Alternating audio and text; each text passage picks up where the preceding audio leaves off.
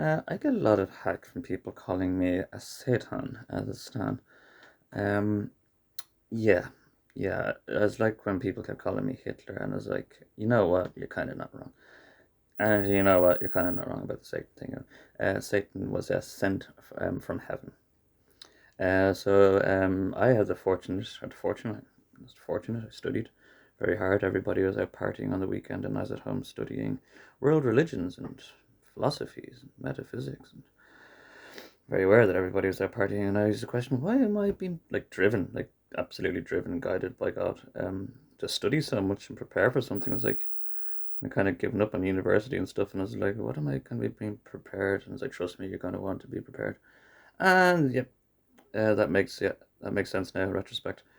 So I was very well prepared in these matters with people saying Satan and Damon and people in Florida and everywhere, and churches to Satan and worshiping Satan.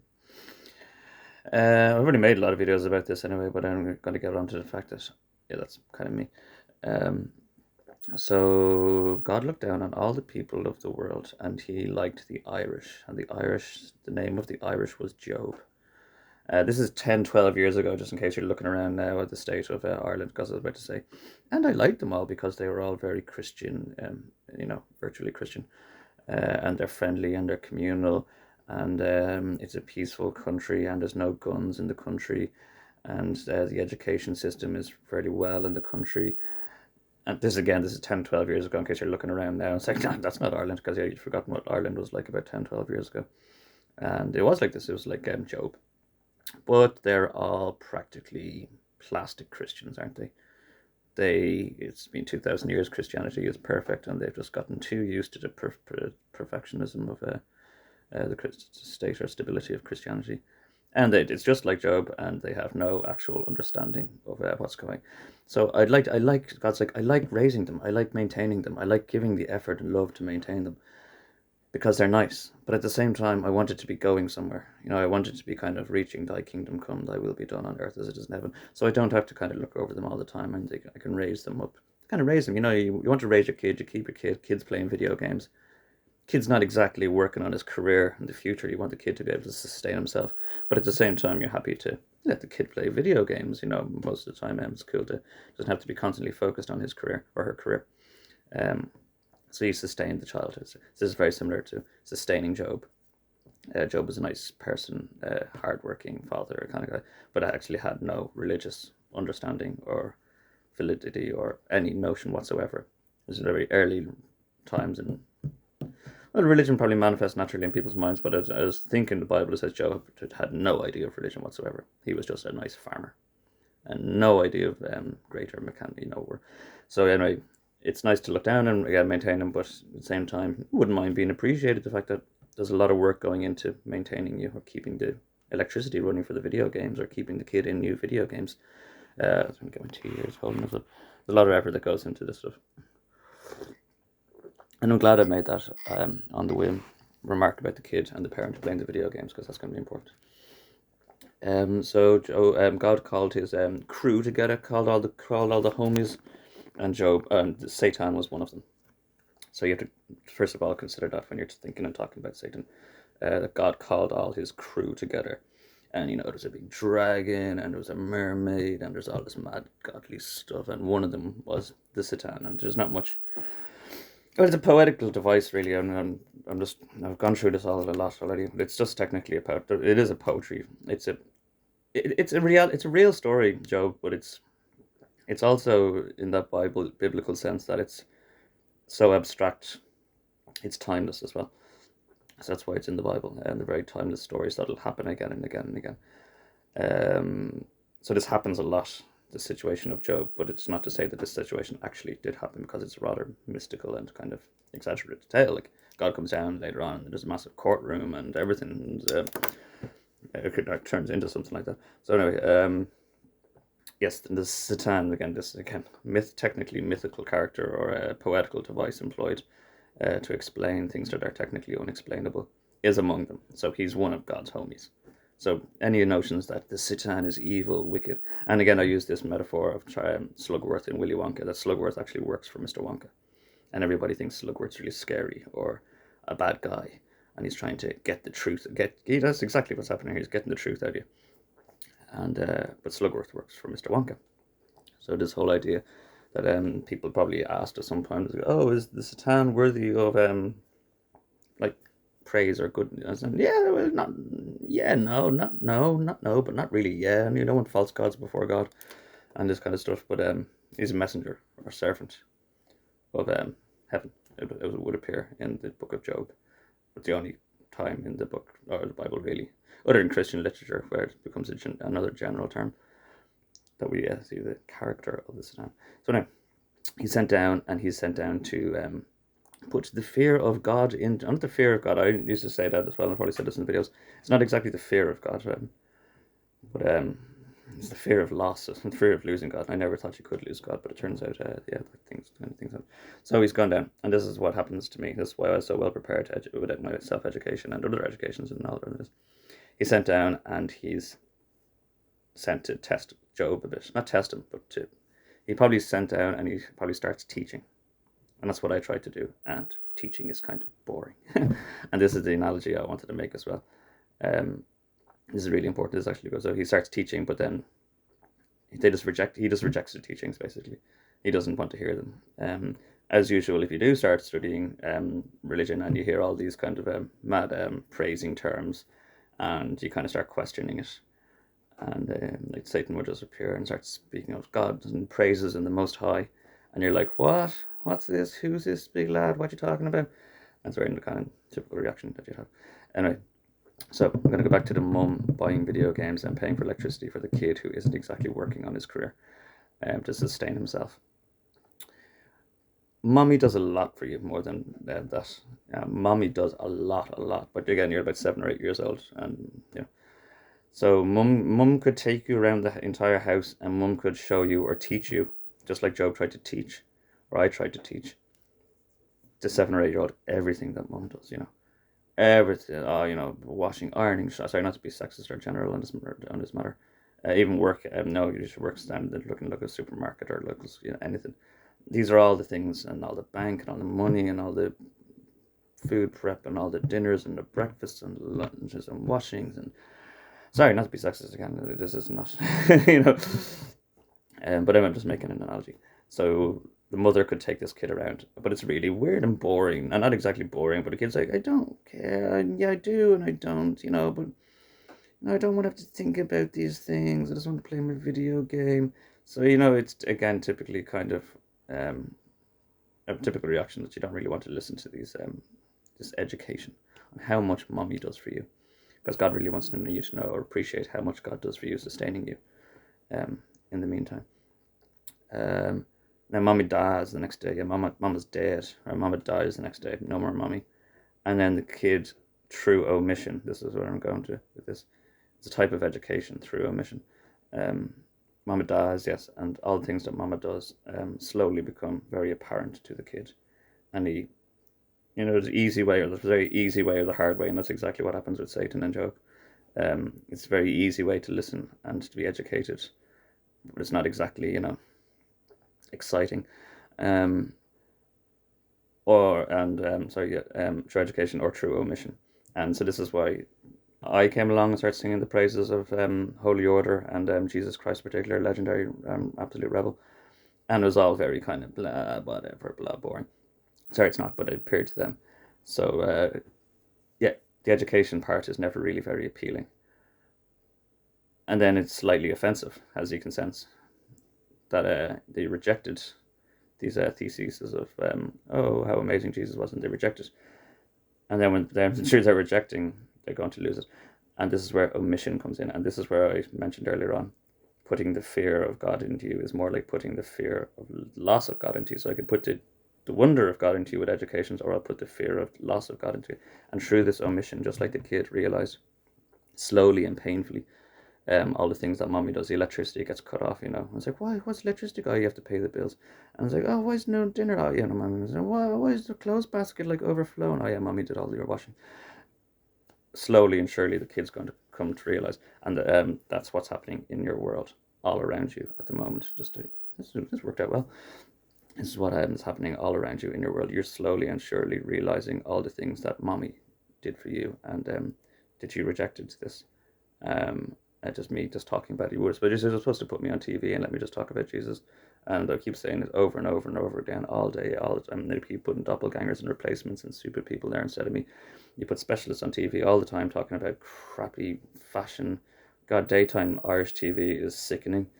It's just creepy. And they're pretending to cook, and they have these specialists on food, they have specialists on middle-aged women's fashion, all these silly specialists basically, and you won't put me on. I'm a specialist who just wants to talk about religion in a Christian country. And it's such a very simple situation. I've emailed it thousands of times, and they just won't.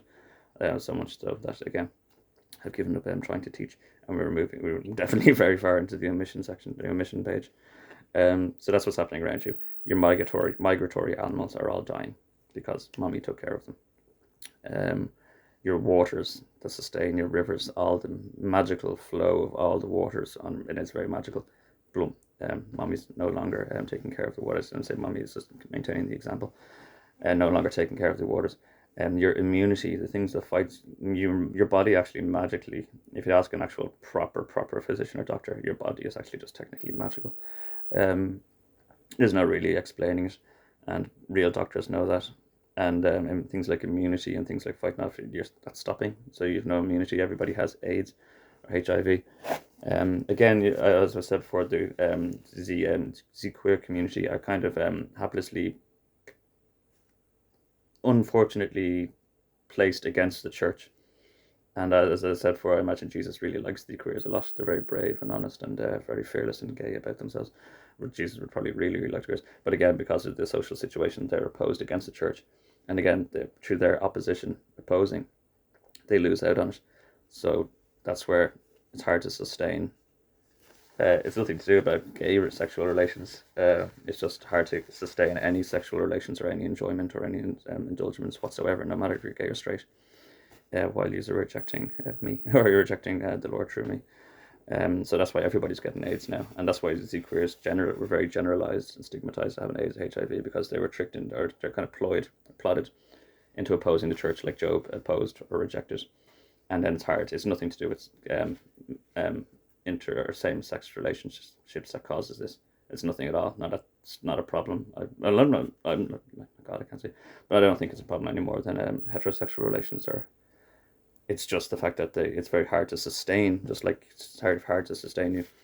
Yes. So like if the kid is playing video games is one thing, but if the kid's like spitting and abusive at the mother and rejecting the mother and being an upstart kind of, it's very hard for the mother to to maintain the kid, particularly if he's just going to be sitting around playing video games. You kind of give him a clip in the ear and tell him to go out and get a job if he's going to be like that, or tell him to pack his bags. That's kind of what happens. So lots of things, lots and lots and lots of things that mommy does that, again, mommy with the analogy, that you weren't even aware of at all. You have no idea how much order and how much effort it probably takes to sustain all life, all life, creation of human life, but all life on earth. It takes probably a lot of effort. And you're losing that because you rejected me. And by you rejecting me, you're rejecting Satan, who was meant to bring the validity and reality of God, because I have that understanding, the validity and reality of the church, because you don't think it's real. It's become so perfect and arbitrary and abstract, you've forgotten the reality, and I can explain the reality and the functions of the church. I have in my videos already, and I can do it again. But this is just about me being Satan. So yeah, he's rejected my teachings, and you rejected me. He's tried to murder me over a dozen times. Don't shoot the messenger. And lots and lots of other things. Also, because I'm sent from heaven, I'm connected to heaven, and they can abuse heaven through me now. So it's even worse. As they cut the Satan by the tail, and I don't have to, but put him in a cage, and then they start abusing heaven through him. So it's really, really bad. But it's the same thing that happens again over and over again. They reject the prophet. Again, a prophet somebody sent to bring religious validity to you.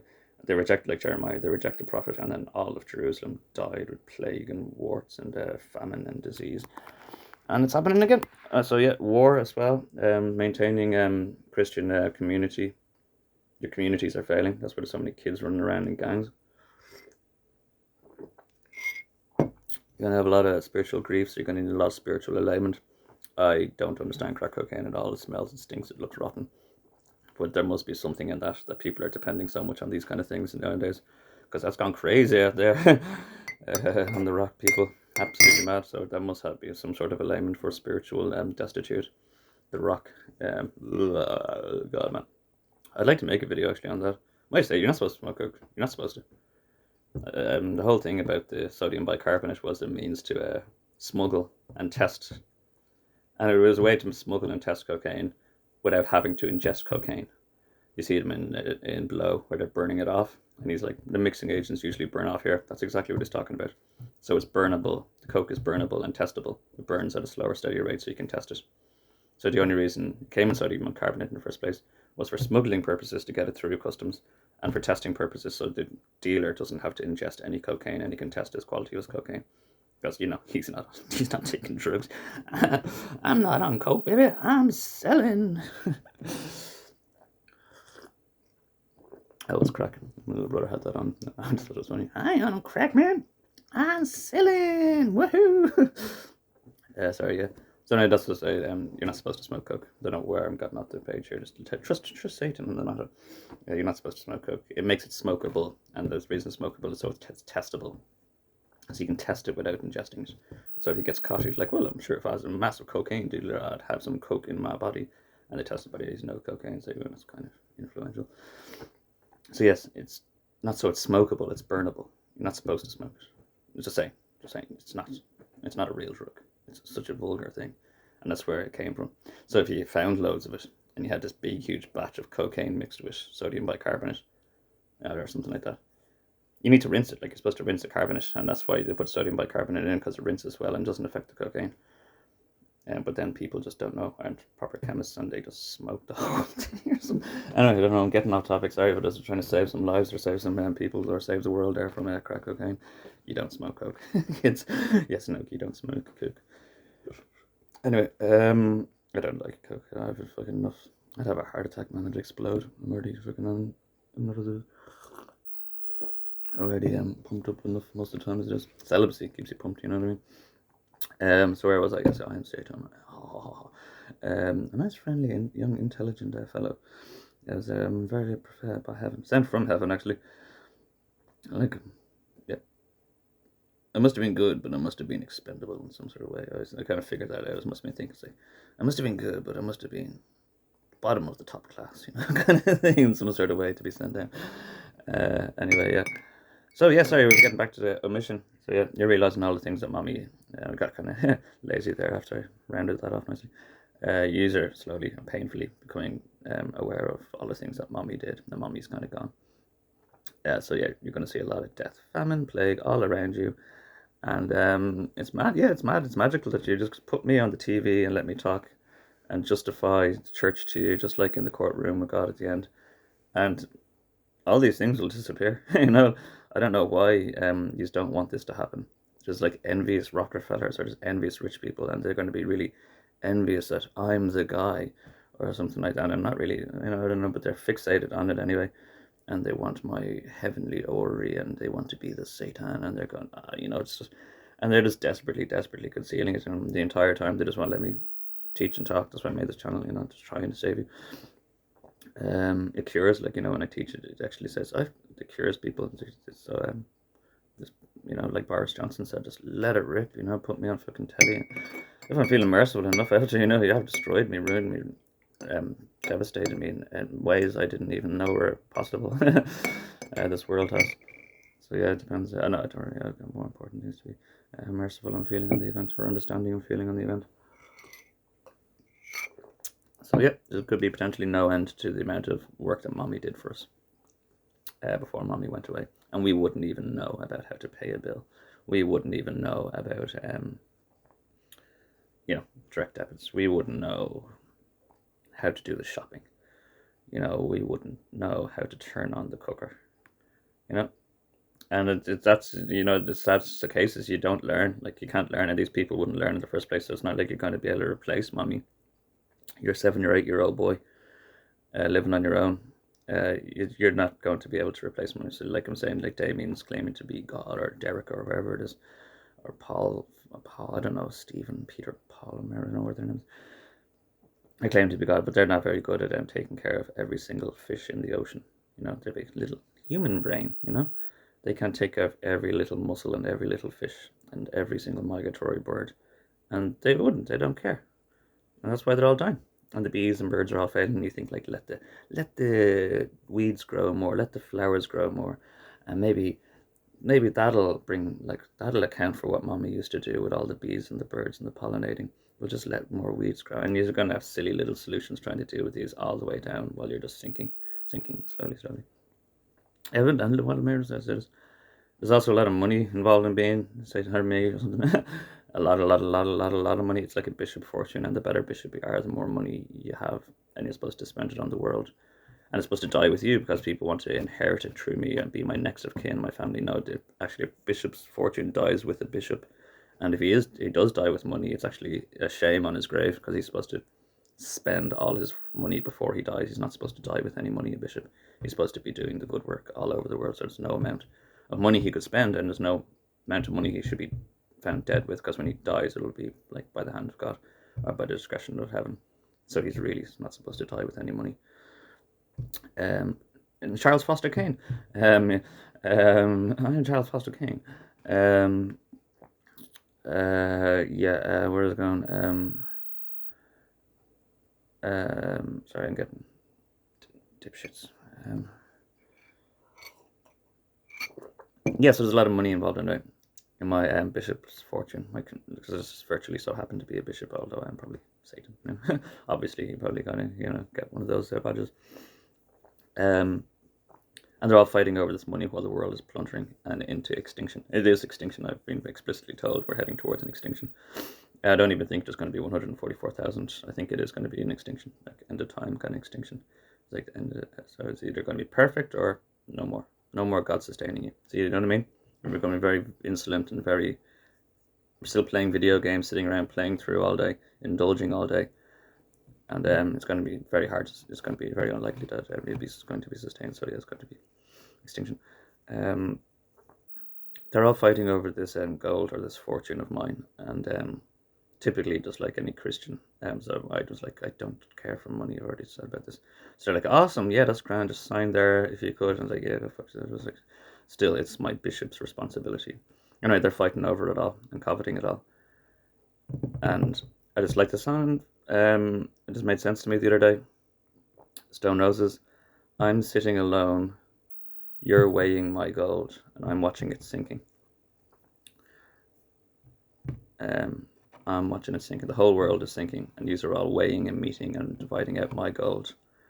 And I was thinking, if you were on a boat in this kind of situation, so imagine a boat sinking like the Titanic, and there's a lot of gold on board, and people start fighting over the gold on board while the boat is sinking. I just thought the smartest thing to do would be to throw the gold overboard so you float better. You might survive if everybody throws the gold overboard. And people are like, no, that's crazy. We're not going to throw all the gold overboard. And they will actually rather cling to their gold and sink with the ship and the gold. That's what's happening. I just want to let you know, these rich people, they will desperately cling to this holy fortune and this gold and concealment while the entire ship sinks. Because it just seems so irrational for them to throw all the gold overboard and maybe survive and stay afloat. So that's just something I thought the other day. I thought it was suitable to put there at the end, as to why they're not putting me on TV to let me talk about Jesus and the truth, because you need the gospel truth on the matter, because it's inconvenient to them. They want to cling on to the gold. So I'm standing alone, you're weighing my gold, and I'm watching it sinking. I'm watching you sinking. I'll be fine, don't worry. I float. Floated. That's me putting the fear of God or loss of God into you. That's what you're experiencing in the world now. And something, a very simple situation is putting me on international television to let me talk about how awesome Jesus is would solve so many of your world problems. Disease, AIDS, there's a massive rise in cancer due to dichotomy and division of the church, or this temple.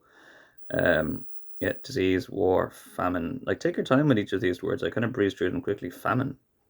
That sounds scary and painful for millions of people in drought and suffering and Oxfam ads of horrible conditions. Oxfam ads, cost of living in Europe for now. Take your time with each of those. Famine. Take war. Think about war and look around the Ukraine meat grinder, the Russian meat grinder, and that's only started. That's always where World War starts, is kind of out in Central Europe, really, wouldn't I say? Yeah, Central Europe. And it just starts growing and growing and growing. And you already see, like, Germany are building up for World War III. It seems like it's already on a momentum. And it just seems so stupid to me sometimes. Like, this is absurd.